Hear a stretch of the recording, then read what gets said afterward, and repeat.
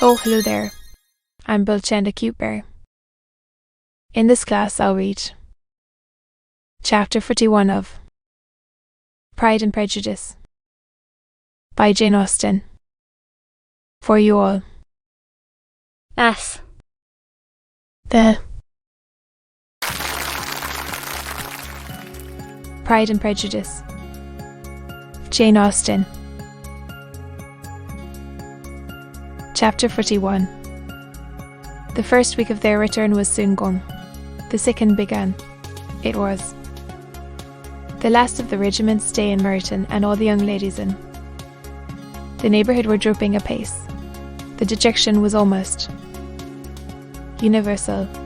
The elder Miss Bennets alone were still able to eat, drink, and sleep, and pursue the usual course of their employments. Very frequently were they reproached for this insensibility by Kitty and Lydia, whose own misery was extreme, and who could not comprehend such hard-heartedness in any of the family. Good heaven, what is to become of us? What are we to do? Would they often exclaim in the bitterness of woe, how can you be smiling so, Lizzie? Their affectionate mother shared all their grief. She remembered what she had herself endured on a similar occasion 25 years ago. I am sure, said she, I cried for 2 days together when Colonel Miller's regiment went away. I thought I should have broke my heart. I am sure I shall break mine, said Lydia. If one could but go to Brighton, observed Miss Bennet. Oh yes, if one could but go to Brighton, but Papa is so disagreeable. A little sea bathing would set me up forever. And my Aunt Phillips is sure it would do me a great deal of good. I did, Kitty. Such were the kind of lamentations resounding perpetually through Longbourn House. Elizabeth tried to be diverted by them, but all sense of pleasure was lost in shame. She felt only the justice of Mr. Darcy's objections, and never had she before been so much disposed to pardon his interference in the views of his friend. But the gloom of Lydia's prospect was shortly cleared away, for she received an invitation from Miss Forster, the wife of the Colonel of the regiment, to accompany her to Brighton. This invaluable friend was a very young woman, and very lately married. A resemblance in good humour and good spirits had recommended her and Lydia to each other, and out of their 3 months' acquaintance they had been intimate too. The rapture of Lydia on this occasion, her adoration of Miss Forster, the delight of Miss Bennet, and the mortification of Kitty are scarcely to be described. Wholly inattentive to her sister's feelings, Lydia flew about the house in restless ecstasy, calling for everyone's congratulations, and laughing and talking with more violence than ever, whilst the luckless Kitty continued in the parlour opening at her fate, in terms as unreasonable as her accent was peevish. I cannot see why Miss Forster should notice me as well as Lydia, said she, though I am not her particular friend.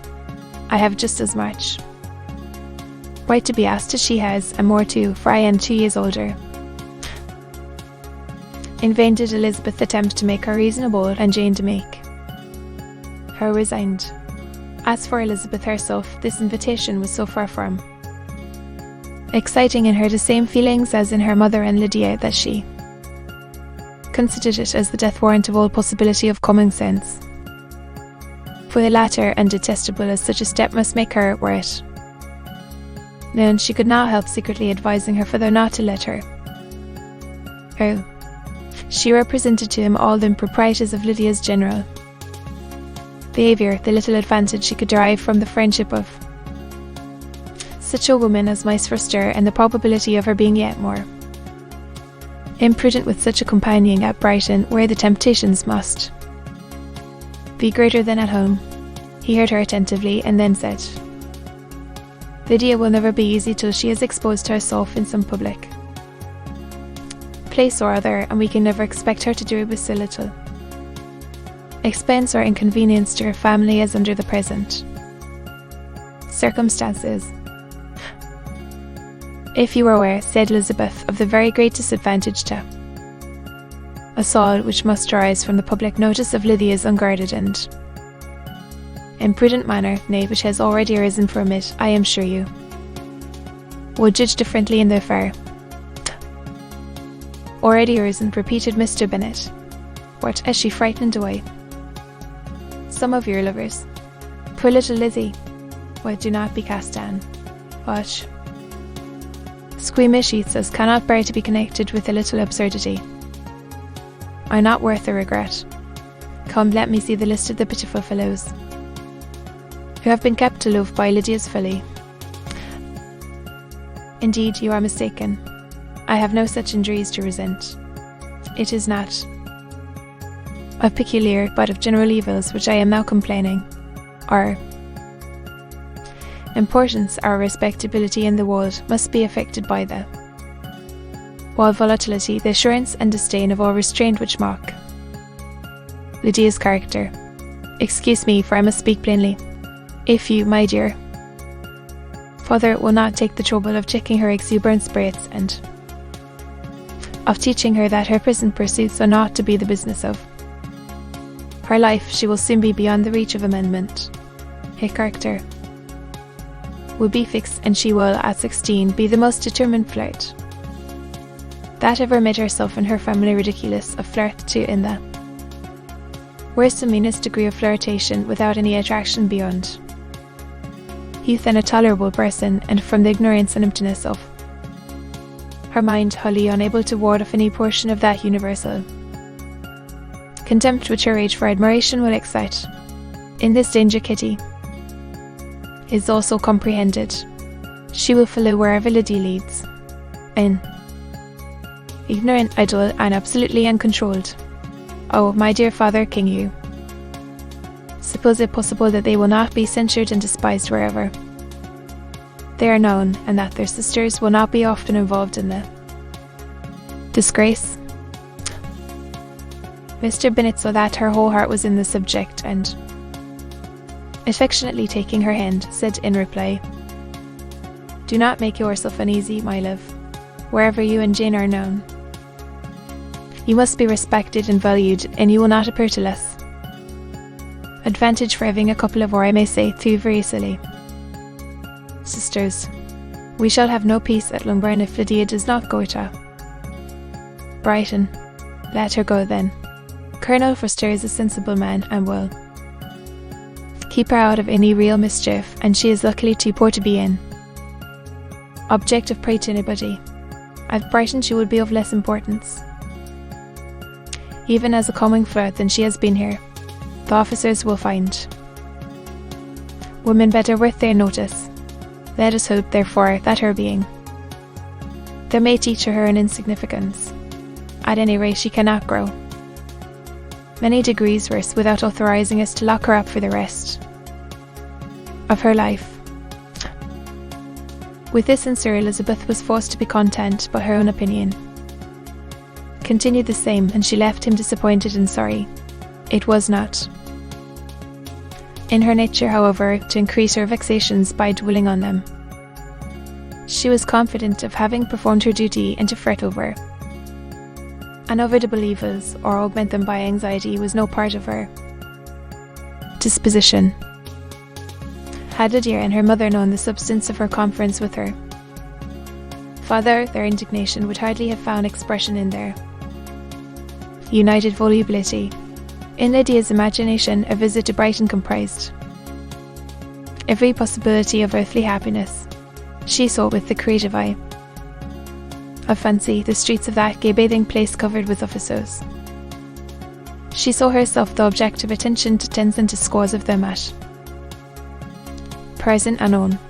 She saw all the glories of the camp its tents stretched forth in beardless uniformity of lines crowded with the young, and the gay and dazzling with scarlet, and to complete the view she saw herself seated beneath a tent, tenderly flirting with at least 6 officers at once. Had she known that, her sister sought to tear her from such prospects and such realities as these, what would have been her sensations? They could have been understood only by her mother, who might have felt nearly then the day is going to Brighton was all that consoled her for the melancholy conviction of her husband's never intending to go there, and stuff. But they were entirely ignorant of what had passed, and their raptures continued with little intermission to the very day of Lydia's leaving home. Elizabeth was now to see Mr. Wickham for the last time, having been frequently in company with him since her return. Agitation was pretty well over, the agitations from a partiality entirely so. She had even learnt to detect in the very gentleness which had first delighted her an affectation and a sameness to disgust and worry in his presence.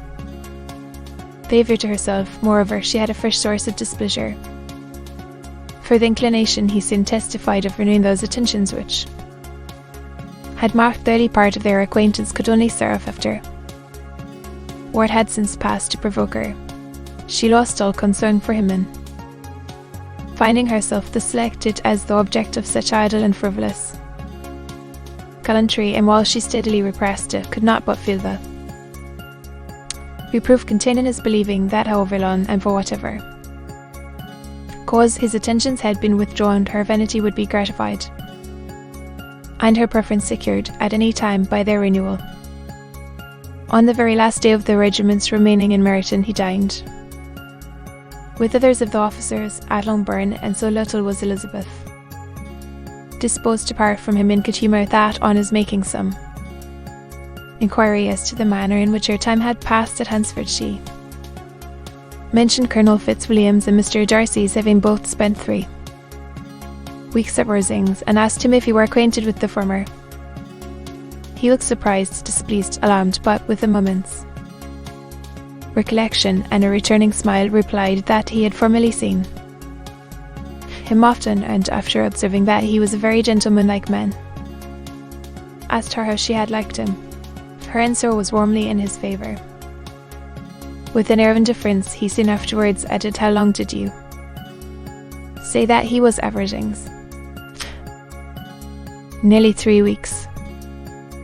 "And you saw him frequently?" "Yes, almost every day." "His manners are very different from his cousin's." "Yes, very different, but I think Mr. Darcy improves on acquaintance." "Indeed," cried Wickham, with a look which did not escape her. "And pray, may I ask," but checking himself, he added in a gayer tone, "is it in address that he improves? Has he deigned to add aught of civility to his ordinary style? For I dare not hope," he continued in a lower and more serious tone, "that he is improved in essentials." "Oh no," said Elizabeth. "In essentials, I believe he is very much what he ever was." While she spoke, Wickham looked as if scarcely knowing whether to rejoice over her words or to distrust their meaning.